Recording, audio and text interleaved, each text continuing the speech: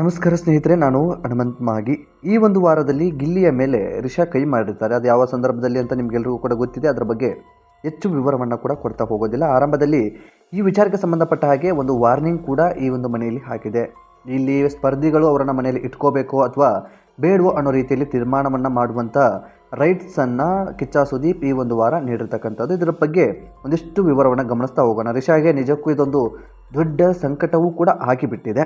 ನಾನು ಯಾಕಾದರೂ ಅವನ ಮೇಲೆ ಕೈ ಮಾಡಿಬಿಟ್ಟೆ ಅನ್ನೋ ರೀತಿಯಲ್ಲಿ ಒಂದಿಷ್ಟು ಅವಳಿಗೆ ಮನಸ್ಥಿತಿಯೂ ಕೂಡ ಬಂದು ಬಿಟ್ಟಿದೆ ಅಂತ ಹೇಳಿದರೂ ಕೂಡ ತಪ್ಪಾಗಲಿಕ್ಕಿಲ್ಲ. ಈ ಕುರಿತಾಗಿ ಬಿಗ್ ಬಾಸ್ನಲ್ಲಿ ಸ್ಪರ್ಧಿಗಳಿಗೆ ಕಿಚ್ಚ ಸುದೀಪ್ ಒಂದು ಟಾಸ್ಕನ್ನು ಕೂಡ ಕೊಟ್ಟಿದ್ದಾರೆ. ಅದರ ಕುರಿತಾಗಿ ಮಾಹಿತಿಯನ್ನು ಗಮನಿಸ್ತಾ ಹೋಗೋಣ.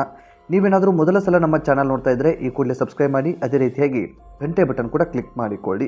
ಸೂಪರ್ ಸಂಡೇ ಕಾರ್ಯಕ್ರಮದಲ್ಲಿ ಕಿಚ್ಚ ಸುದೀಪ್ ಈ ಒಂದು ಟಾಪಿಕನ್ನು ಎತ್ಕೊಂಡಿದ್ದಾರೆ. ಈ ಒಂದು ಕುರಿತಾಗಿ ಯೆಲ್ಲೋ ಕಾರ್ಡ್ ಮತ್ತು ರೆಡ್ ಕಾರ್ಡ್ ಇದೆ. ಆ ಒಂದು ರೆಡ್ ಕಾರ್ಡ್ ಮತ್ತು ಯೆಲ್ಲೋ ಕಾರ್ಡ್ನ ಬಗ್ಗೆ ನೀವು ಕೊಟ್ಟು ಈ ಒಂದು ಮನೆಯಲ್ಲಿ ಅವರು ಮನೆಯಲ್ಲಿ ಇರಬೇಕಾ ಅಥವಾ ಇವರಿಗೆ ವಾರ್ನಿಂಗ್ ಅನ್ನೋದಾ, ನೀವು ಯಾವ ರೀತಿಯಾಗಿ ವೋಟ್ ಮಾಡ್ತೀರೋ ಅದರ ಮೇಲೆ ಅವರು ಮನೆಯಲ್ಲಿ ಉಳಿಯುವಂಥದ್ದು ಜೊತೆಗೆ ಮನೆಗೆ ಹೋಗುವಂಥದ್ದು ನಿರ್ಧಾರ ಆಗುತ್ತೆ ಅಂತ ಹೇಳಿಬಿಡ್ತಾರೆ.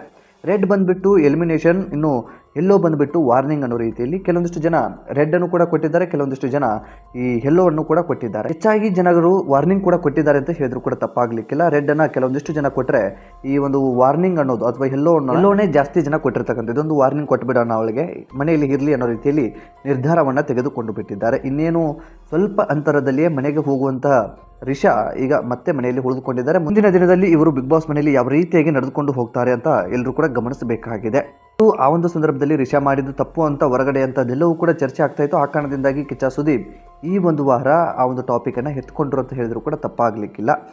ಹೊರಗಡೆ ಅಭಿಪ್ರಾಯಗಳು ಹೇಗಿದ್ದಾವೆ ಅಂತ ಗಮನಿಸೋದಾದರೆ ರಿಷಾ ಖಂಡಿತವಾಗಿಯೂ ಮನೆಯಿಂದ ಹೊರಗಡೆ ಬರಬೇಕಿತ್ತು ಅನ್ನೋ ರೀತಿಯಲ್ಲಿ ಅಭಿಪ್ರಾಯಗಳು ಇದ್ದಾವೆ. ಆದರೂ ಕೂಡ ಇದೊಂದು ಅವಳಿಗೆ ರಿಕವರ್ ಅಥವಾ ಇದೊಂದು ಅವಳಿಗೆ ಮುಂದೆ ಸಾಗೋದಕ್ಕೆ ಒಂದು ಒಳ್ಳೆಯ ಅವಕಾಶ ಅಂತ ಹೇಳಿದ್ರು ಕೂಡ ತಪ್ಪಾಗಲಿಕ್ಕಿಲ್ಲ. ಇದು ಬಿಗ್ ಬಾಸ್ ಮನೆಯ ಸ್ಪರ್ಧಿಗಳ ಕೈಯಲ್ಲೇ ಇತ್ತು. ಹಾಗಾಗಿ ಸ್ಪರ್ಧಿಗಳು ಅವಳನ್ನು ಉಳಿಸಿಕೊಂಡಿದ್ದಾರೆ, ಒಂದು ವಾರ್ನಿಂಗ್ ಅಂತ ನೀಡಿಬಿಟ್ಟಿದ್ದಾರೆ ಅಂತ ಹೇಳಿದರೂ ಕೂಡ ತಪ್ಪಾಗಲಿಕ್ಕಿಲ್ಲ. ಇದರ ಕುರಿತಾಗಿ ನಿಮ್ಮ ಅನಿಸಿಕೆ ಏನು ಎಂಬುದನ್ನು ಕಾಮೆಂಟ್ ಮಾಡಿ. ಆದಷ್ಟು ಈ ವಿಡಿಯೋನ ನಿಮ್ಮ ಫ್ರೆಂಡ್ಸ್ ಹಾಗೂ ಫ್ಯಾಮಿಲಿಗೂ ಕೂಡ ಶೇರ್ ಮಾಡಿ. ಮತ್ತು ಮುಂದಿನ ವಿಡಿಯೋದಲ್ಲಿ ಸಿಗೋಣ.